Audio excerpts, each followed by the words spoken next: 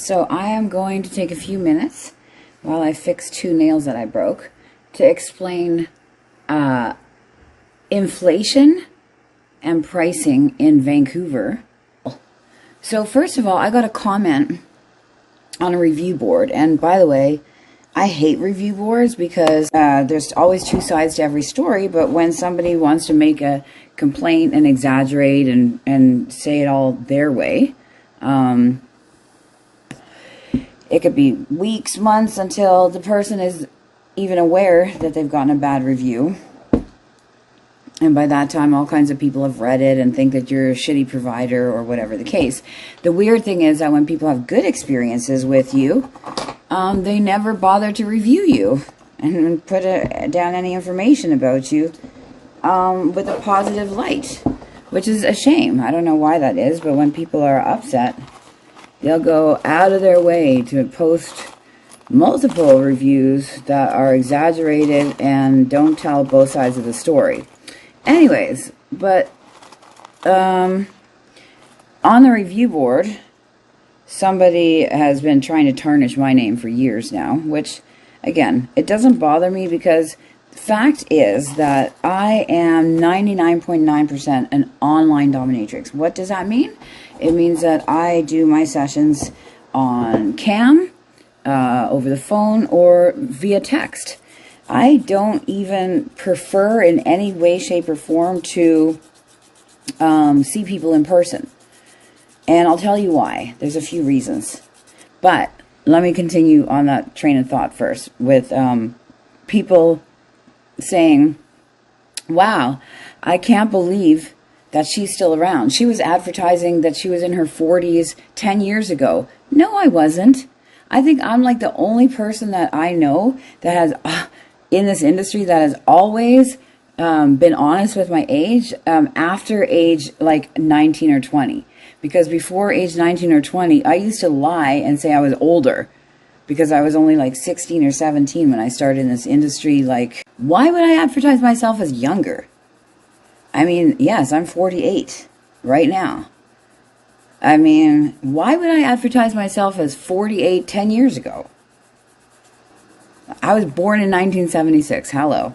So people, anyway, so it's probably the same person. It's one guy that is just pissed off and wants to be a fucking douchebag, right? That says, oh my God, she's probably like in her 50s now. She's probably so old. Like, don't believe what you see with her pictures and stuff.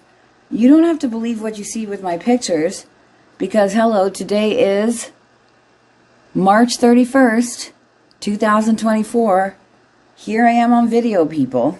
So yeah, don't believe the pictures. Right. Because you can't possibly compare my pictures to me in person here on video talking to you.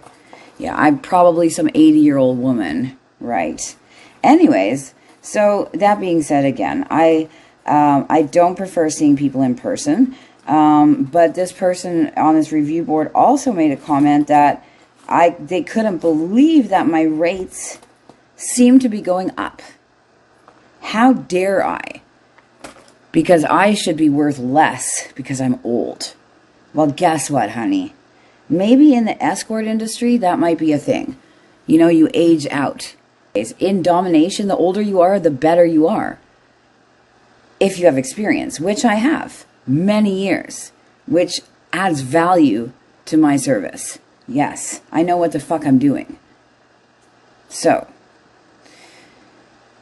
now, other than that, other than the fact that, yes, I am going to charge more because I have fucking 25 years of experience in fetishes.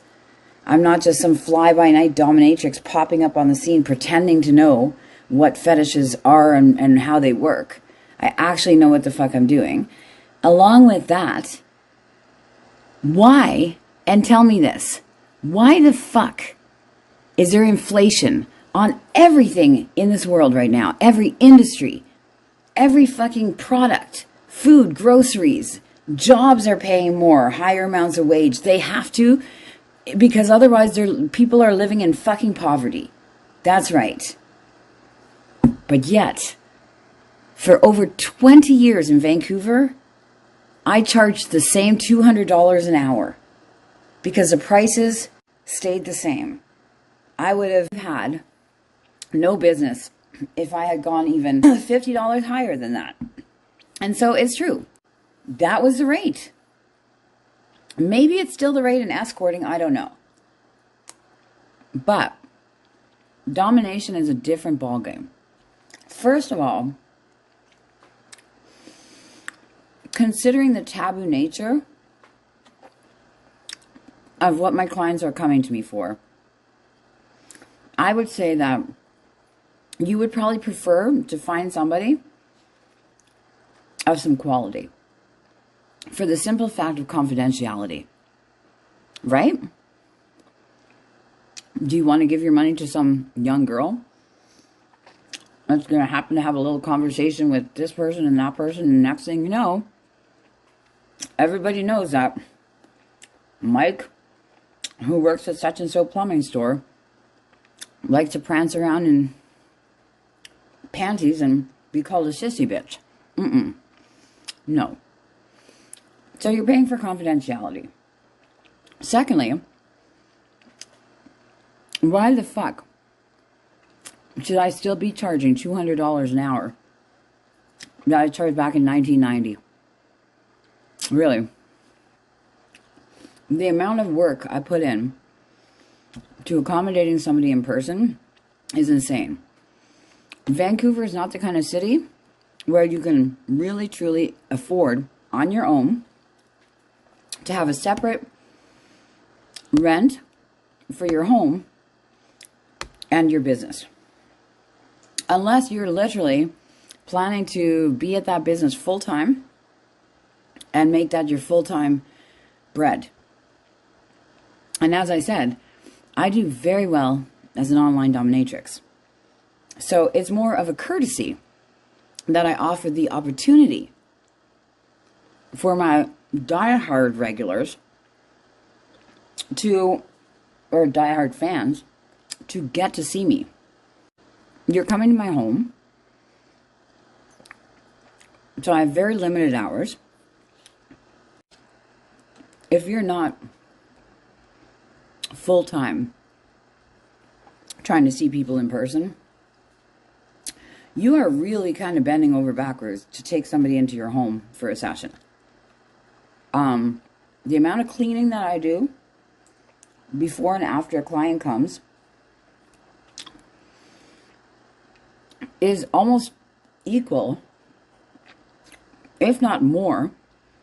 Well, it is more time than the actual time that they spend at my home for a session, because I'm doing like 2 hours worth of laundry after.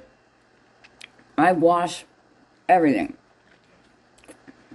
after a client leaves my home. Everything in my bathroom gets washed. Towels they might have touched, blankets from the bed, pillow covers, towels, hand towels, whatever. The outfit I was wearing. Then I've got to bleach down my bathroom or bleach my floor or whatever. I'm a clean freak. And before they come over, presentation is everything. So now I'm cleaning my whole house like a crazy woman. So when they walk in, it's appropriate because it's actually my home. It's not always perfect. You know, I'm not waiting for Oprah to arrive. I live here. But when I'm expecting a client, it's kind of like I'm waiting for Oprah to arrive. Everything's got to look proper. Not to mention that whatever I need for the session has to be sanitized and cleaned. So toys, blah, blah, blah, has to be laid out. And me, myself, I got to spend time getting myself ready. I'm not just sitting here in thigh-high boots and latex waiting for you to come. No. I might be kicking around in fucking pajama pants and a tank top without makeup on.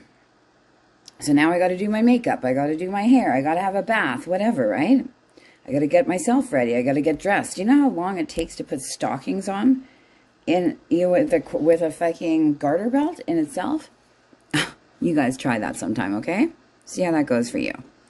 So anyways, yes. Now I charge $300 an hour instead of $200 an hour. It went up slowly. It went up to $250 originally, and now it's $300 an hour. And that's actually because I don't want everybody to be able to afford to come and see me in person. Because if everybody could afford my rates, then I would be pretty much catering to in-calls all day long, wouldn't I? And I don't want to do that. I don't want to. I'm quite happy doing my online services. That's what I'm happiest doing.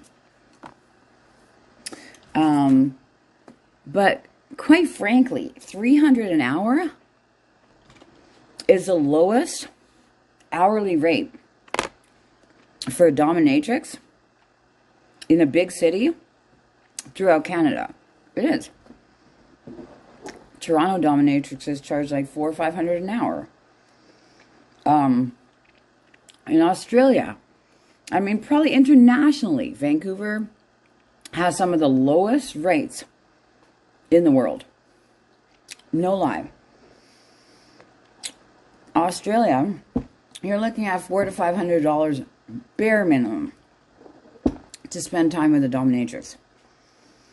A really experienced one, like somebody like myself who's been in the industry for 20 some odd years and has that experience, they're charging $600-700 an hour. Really? So why did Vancouver slack off in terms of paying service providers? That blows my mind. If you think that's a lot of money, but you take into account that every single day I spend $70 a day. So what is that?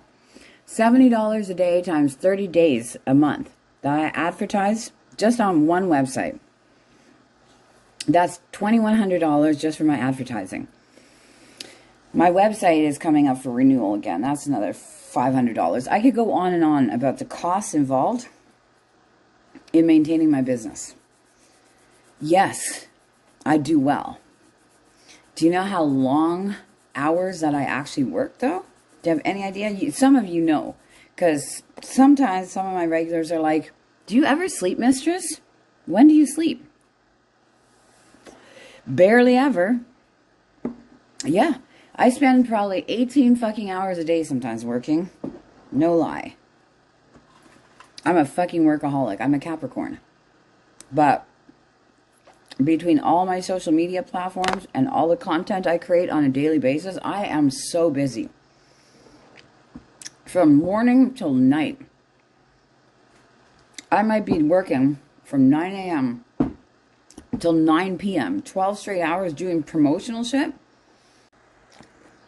And that's when my work night starts. 9 p.m. my work night starts. So after spending 12 hours doing all my promo and marketing and posting all over social media, now my work night starts, which goes from 9 p.m. till about 5 in the morning. So I work long hours. Long hours, you guys. So if you, let's say you take into effect 12 hours, then I see one person in call for $300. Let's just use that as an example. I've now already spent 12 hours promoting. Okay. Now the person comes for their in-call, and let's count just a half hour to get my house ready, an hour with the person here, and let's say a half hour of cleanup after. That's actually being ridiculous because it's more like 3 hours in total. An hour of cleaning before, an hour of cleaning after. Okay, so let's stick to that. And an hour with them here.